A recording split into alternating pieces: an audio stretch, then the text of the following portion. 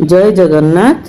आज मु गोटे भल रेसिपी आउ हेल्थी रेसिपी धरी आसी जहाँकि पालंग घांट तरकारी।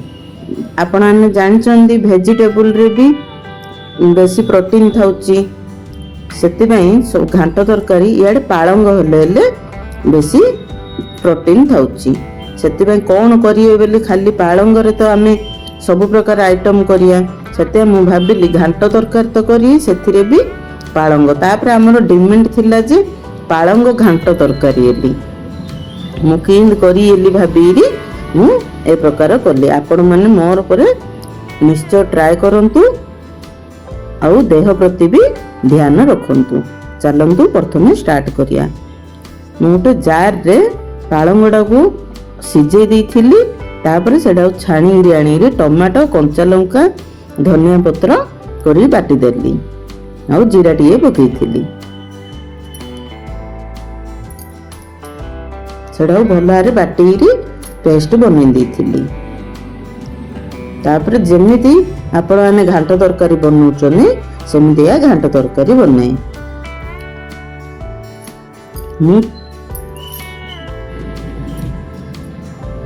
देखो अल्प तेल नेली से सोरिष टे आउ जीरा टे फुटई देली।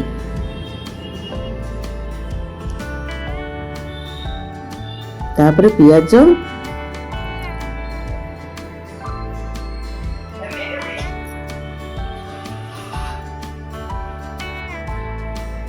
मटर पकईली मटर टाକୁ प्रथम पकईकरी सेटा को संतुल देली।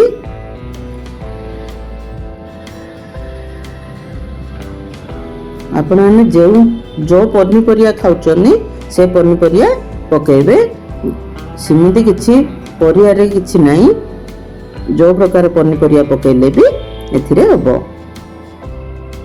देखो सब मु पनीपरिया जति घरे थिला अल्प अल्प करिगिरी काटिगिरी मु पकई देली।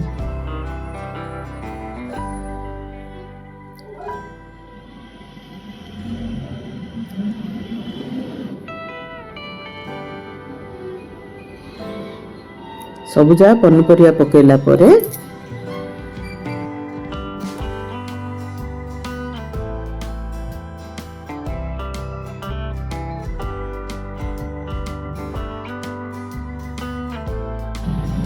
देखो सब परिया पके देली।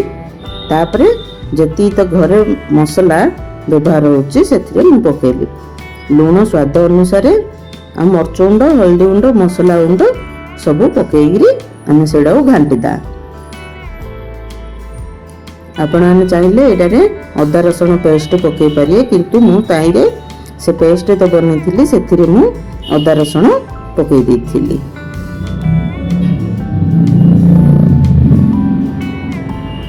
तापर एटा को भल भारे आमे संतुलिया को 5-7 मिनिट देबा।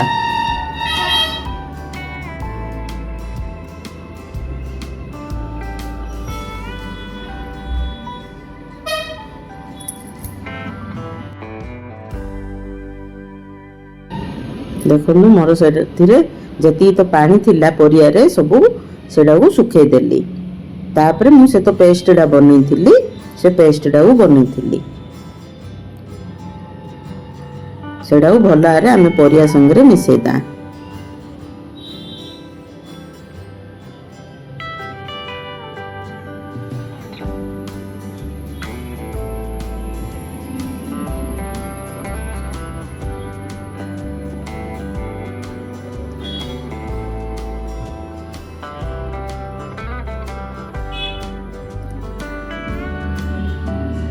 तापर से जार रे का मु पानी नेली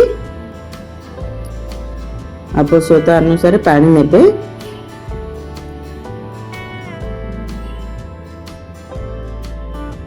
तापर गोटे हुइसिल देली मोर होइला पालंग घांट तरकारी।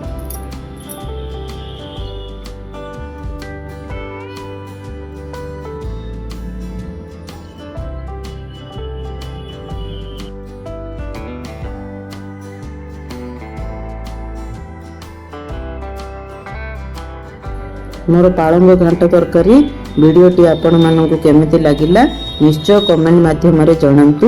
ମୋ ଚ୍ୟାନେଲଟିକୁ ଯଦି ସବସ୍କ୍ରାଇବ୍ କରିନଥିବେ ସବସ୍କ୍ରାଇବ୍ ନିଶ୍ଚୟ କରନ୍ତୁ। ଲାଇକ୍ ଆଉ ସେୟାର ଆପଣଙ୍କର ସାଙ୍ଗକୁ ଆଉ ପରିବାରକୁ ନିଶ୍ଚୟ ସେୟାର କରନ୍ତୁ। ଧନ୍ୟବାଦ ମୋ ଭିଡ଼ିଓଟି ଦେଖିଥିବାରୁ। ଜୟ ଜଗନ୍ନାଥ।